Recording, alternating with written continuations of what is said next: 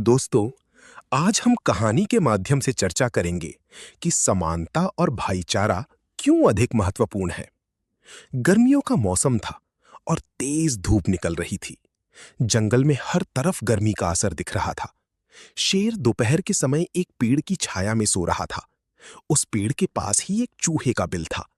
चूहा थोड़ी देर के लिए अपने बिल से बाहर निकला और इधर-उधर देखने लगा। बाहर निकलते ही चूहे की नजर जैसे ही सोते हुए शेर पर पड़ी, तो उसे एक शरारत सूझी। वो शेर के ऊपर चढ़ गया और खेल कूद करने लगा। नन्हा चूहा शरारत में इधर उधर दौड़ने लगा। इससे शेर की नींद खुल गई। वो अचानक जाग गया। चूहे को देखकर शेर का गुस्सा और बढ़ गया और वो उसे मारने के लिए तैयार हो गया। वो गिड़गिड़ाकर शेर से माफी मांगने लगा।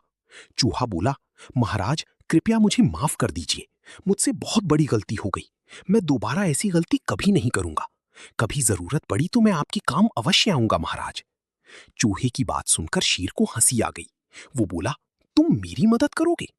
फिर भी मैं आज तुम्हें छोड़ देता हूं, लेकिन दोबारा ऐसी गलती मत करना। ऐसा कहकर उसने चूहे को अपनी पकड़ से आजाद कर दिया। बहुत दिन बाद एक दिन शेर फिर उसी पेड़ की छाया में सोने आया, परंतु उस दिन एक शिकारी ने उस पेड़ के नीचे जाल बिछा रखा था। दुर्भाग्यवश शेर उस जाल में फंस गया। शेर ने जाल से निकलने का बहुत प्रयास किया, परंतु वो असफल रहा। अंत में निराश होकर शेर जोर जोर से दहाड़ने लगा। उसकी दहाड़ पूरे जंगल में गूंज उठी।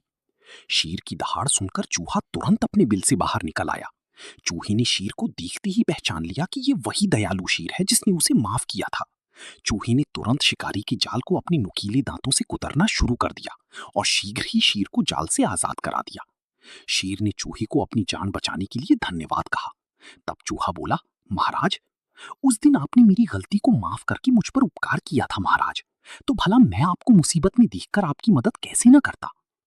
इससे हमें सीख मिलती है कि किसी को छोटा या बड़ा समझकर उसका मूल्य कम नहीं आंकना चाहिए। हर इंसान अपने आप में खास होता है। ये सिखाता है कि अगर हम एक दूसरे की मदद करें तो समाज मजबूत बनता है। इंसान अकेला कमजोर होता है, लेकिन मिलकर हर मुश्किल आसान हो जाती है। ये दिखाता है कि दया और क्षमा का फल हमेशा अच्छा होता है। आज आप किसी पर दया करेंगे तो कल वही इंसान आपकी मदद करेगा। इससे ये सीख मिलती है कि किसी को उसकी ताकत या आकार से नहीं, बल्कि उसके कर्मों से आंकना चाहिए। ये जीवन का नियम है, जो बोओगे वही काटोगे। कृपया मेरे चैनल को लाइक, शेयर और सब्सक्राइब करें।